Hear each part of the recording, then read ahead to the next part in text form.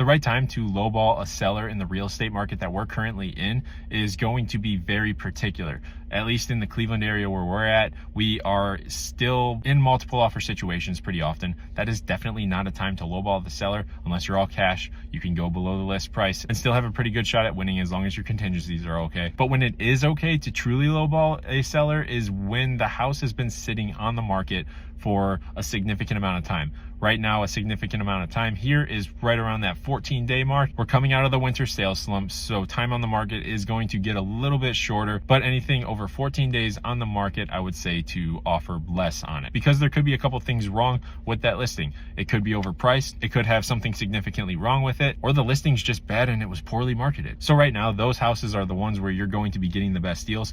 Now, when you are offering, you're going to want to take into the specific situation, into the factor of your offer, because if it's worth, say, $300,000 and it's listed at $350,000, a seller might not even want to come close to entertaining a offer that low, but you don't want to pay more than the house is worth. But as long as you're working with a realtor that's done their research, and then also if you're getting an appraisal, those are two different parties that are going to be able to help you understand the pricing a little bit better. If you want to, you can pull comparables yourself and look at the recently solds around the neighborhood. If there's something really wrong with the house, you're going to want to make sure that you do not give up your inspection period, because if you don't know what it is going into it, you're not going to be able to negotiate on the back end. And then you could be stuck in a situation where you either have to buy it or leave the deal entirely. And when it comes to inspections, at that point, you probably already invested a few $100 into buying this home, but that's why we do them, is to let you know what's wrong with the house and use it as another negotiation point. So those houses that have been sitting for a while are the best ones to go after to get a deal. The only other way is to work with an agent, or if you're really good at negotiating,